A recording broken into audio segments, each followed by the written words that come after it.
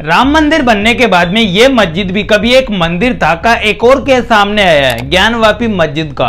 अभी कुछ ही दिन पहले वाराणसी के सिविल कोर्ट ने ज्ञानवापी मस्जिद के तहखाने के अंदर हिंदुओं को पूजा करने की परमिशन दे दी, जिसके बाद से काशी और मथुरा के अंदर जो मस्जिदें हैं उनकी जगह वापस हिंदुओं को मिलने की मांग अब और भी ज्यादा तेज हो गई है। इसी काशी और मथुरा की कंट्रोवर्सी के लिए एक स्लोगन भी है जो काफी ज्यादा पॉपुलर है, अयोध्या एक झांकी है और काशी मथुरा बाकी है।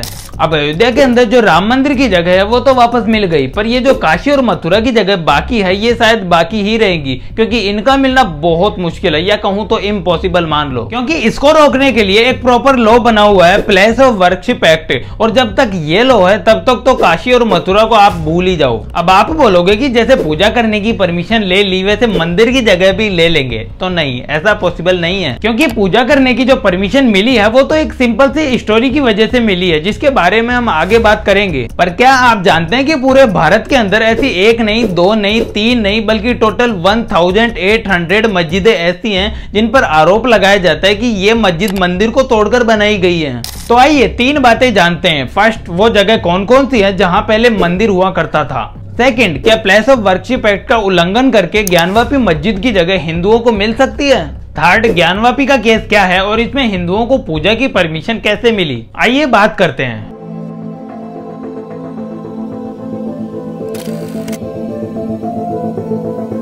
वहाँ पे अरेंजमेंट करेगा, वहाँ तुरंत पूजा पाठ शुरू हो जाएगा।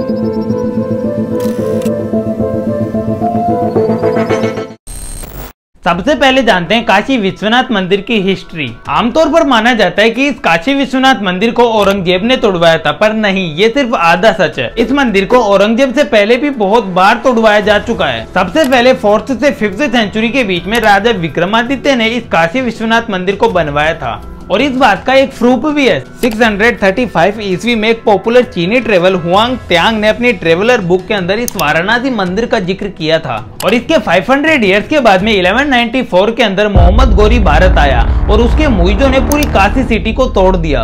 उसी टाइम पर काशी के अंदर मौजूद विश्वनाथ मंदिर को भी तोड़ दिया गया और उसी के ऊपर एक रजिया मस्जिद बना दी गई। पर हिंदुओं ने भी हार नहीं मानी और ईयर 1211 से 1216 के बीच में इसी मस्जिद से कुछ ही दूरी पर इस विश्वनाथ मंदिर को दोबारा बना दिया गया। पर मुगल इतने क्रूर थे कि उन्हें साइड वाला मंदिर भी बर्दाश्त नहीं हुआ और 1447 के अंदर हुसैन शाह ने इस मंदिर को दोबारा तोड़वा दिया। लेकिन फिर से 1585 के अंदर राजा टोडरमल ने इस रजिया मस्जिद को तोड़कर इसी के ऊपर विश्वनाथ मंदिर बना दिया। उसके बाद कुछ दशकों तक ये काशी विश्वनाथ मंदिर सुरक्षित रहा, लेकिन 1669 के अंदर औरंगजेब ने इस विश्वनाथ मंदिर को दोबारा तोड़वा दिया और इसी के ऊपर आज की ज्ञानवापी मस्जिद बनवा दी। लेकिन रुको, अभी ये विश्वनाथ मंदिर की कहानी खत्म नहीं हुई है। 1742 के अंदर एक मराठा शासक ने इस ज्ञानवापी मस्जिद को तोड़कर इसके ऊपर विश्वनाथ मंदिर बनाने की कोशिश की, पर वो असफल रहे। इसके बाद एक जयपुर के राजा ने भी बनाने की कोशिश की, पर वो भी असफल रहे। इसके बाद 1780s के अंदर रानी अहिल्याबाई होलकर ने इसी ज्ञानवापी मस्जिद के जस्ट बगल में काशी विश्वनाथ मंदिर बना दिया। अब आप सोच रहे होंगे कि इस विश्वनाथ मंदिर के अंदर ऐसा क्या है कि मुगलों के द्वारा बार बार तोड़े जाने के बावजूद हिंदू बार बार इस मंदिर को इसी जगह पर क्यों बनवाते हैं। तो इसके पीछे एक बहुत बड़ी वजह है। ये काशी विश्वनाथ मंदिर भगवान शिव का कोई नॉर्मल मंदिर बिल्कुल नहीं है, बल्कि ये काशी विश्वनाथ मंदिर भगवान शिव का पूरे भारत के अंदर सबसे ज्यादा कीमती मंदिर है। और वो कैसे, चलो बताता हूँ। अब पूरे भारत के अंदर 12 ज्योतिर्लिंग हैं जो शिव जी के सगुण रूप को दर्शाते हैं, और यही 12 ज्योतिर्लिंग शिव जी के 12 अलग अलग रूपों को भी दर्शाते हैं। ये ज्योतिर्लिंग पूरे भारत के अंदर 12 अलग अलग जगहों पर स्वयं प्रकट हुए थे, जो शिव जी की अनंत प्रकृति के प्रतीक हैं। और इन 12 ज्योतिर्लिंगों में से वाराणसी के काशी मंदिर के अंदर सबसे पहला ज्योतिर्लिंग प्रकट हुआ था, इसीलिए इसी काशी मंदिर को भगवान शिव का प्रिय मंदिर कहा जाता है। अब आज के काशी के अंदर जो विश्वनाथ मंदिर है वो तो एक नॉर्मल मंदिर है, पर असली विश्वनाथ मंदिर जहां वो ज्योतिर्लिंग प्रकट हुआ था वो इस मंदिर के जस्ट बगल के अंदर ज्ञानवापी मस्जिद की गर्भगृह के अंदर स्थित है। और ये बात तो मुगलों को भी पता थी कि ये विश्वनाथ मंदिर की जगह कितनी कीमती है, इसलिए उन्होंने बार बार इसी जगह पर ज्ञानवापी मस्जिद को बनाया। अब वापस आते हैं प्रेजेंट डे की कंट्रोवर्सी पर कि ये ज्ञानवापी मस्जिद का केस ASI रिपोर्ट तक कैसे पहुंचा। काशी के लोकल लोगों के अनुसार ज्ञानवापी मस्जिद का सबसे पहला विवाद 1809 के अंदर हुआ था और इसी टाइम पर दंगे भी हुए थे। फिर 1936 के अंदर कोर्ट में पहली बार ज्ञानवापी मस्जिद का केस फाइल हुआ, जिसकी सुनवाई के अंदर सिविल कोर्ट और हाई कोर्ट दोनों ने ज्ञानवापी की जगह को वक्फ बोर्ड की प्रॉपर्टी माना और इस केस को बंद कर दिया। फिर आता है 1991। वीपी सिंह की सरकार ने एक बिल्कुल नया लॉ बना दिया, प्लेस ऑफ वर्शिप एक्ट, जिसमें लिखा था 1947 से पहले जो रिलीजियस स्ट्रक्चर जैसा था वो अब वैसा ही रहेगा, उस पर कोई दूसरे धर्म वाला क्लेम नहीं कर सकता। मतलब सीधी भाषा में बताऊं तो 1947 से पहले जो भी मस्जिद थी 1947 के बाद उसको बदलकर मंदिर नहीं बनाया जा सकता। ये लॉ राम मंदिर के टाइम पर आया था, तो फिर प्लेस ऑफ वर्शिप एक्ट के अंदर राम मंदिर को एक डिस्प्यूटेड लैंड माना गया।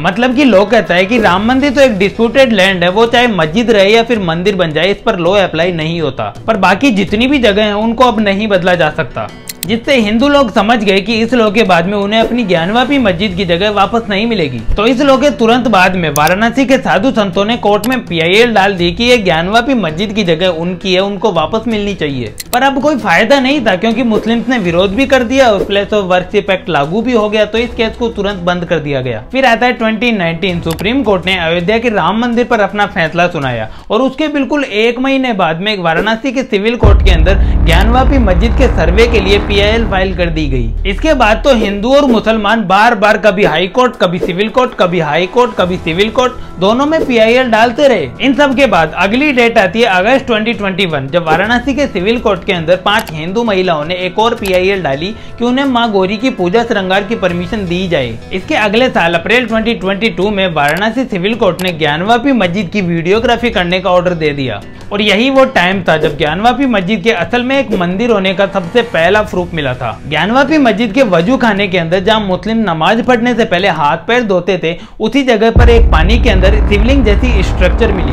16 मई को सिविल कोर्ट के अंदर वीडियोग्राफी की रिपोर्ट दर्ज हुई, जिसको देखकर हिंदू लोगों ने कहा कि ये तो एक शिवलिंग है। ये सुनकर सिविल कोर्ट ने तुरंत ही शिवलिंग वाली जगह को सील कर दिया और नमाज पढ़ने पर भी बैन लगा दिया। इसके बाद मुस्लिम पक्ष नाराज हो गया और उसने सुप्रीम कोर्ट में अपील कर दी, पर सुप्रीम कोर्ट ने भी शिवलिंग वाली जगह को सील ही रखा। हाँ, पर सुप्रीम कोर्ट ने नमाज पढ़ने पर से बैन हटा दिया। इन्हीं सब के बीच में एक हिंदू वुमेन ने सुप्रीम कोर्ट में एक PIL फाइल की कि सील्ड ज्ञानवापी का एक साइंटिफिक सर्वे कराया जाए। फिर सुप्रीम कोर्ट ने तुरंत ही इस अपील को एक्सेप्ट भी कर लिया और ज्ञानवापी मस्जिद पर ASI सर्वे का ऑर्डर दे दिया। इसके बाद जब ASI सर्वे हुआ तो इतने सारे प्रूफ मिले कि ASI सर्वे की टीम वालों ने खुद ही कहा कि हाँ, ज्ञानवापी मस्जिद की जगह पहले एक मंदिर एग्जिस्ट किया करता था, और ये कहने के बाद में रिपोर्ट पब्लिक कर दी। तो आइए हम भी जानते हैं कि कौन कौन से सबूत मिले हैं। फर्स्ट प्रूफ, सर्वे में पता चला कि ज्ञानवापी मस्जिद की कॉम्प्लेक्स के अंदर हिंदू गॉड्स हनुमान जी, गणेश जी और नंदी की स्टैचूज मिली है। इसके अलावा शिव जी, विष्णु जी, गणेश जी, श्री कृष्ण और हनुमान जी की कई मूर्तियां आदि डैमेज मिली है। सेकंड प्रूफ तो ऐसा है जिसको देखकर एक अंधा भी बोल देगा कि हाँ, ये तो एक मंदिर ही है। सर्वे में एक योनिपथ वाली शिवलिंग भी मिली है और इसके बारे में सबको पता है कि ऐसी स्ट्रक्चर तो सिर्फ हिंदू धर्म के अंदर ही पाई जाती है। तीसरा प्रूफ, मंदिर की दीवारों पर 32 इंस्क्रिप्शन देवनागरी, ग्रंथा,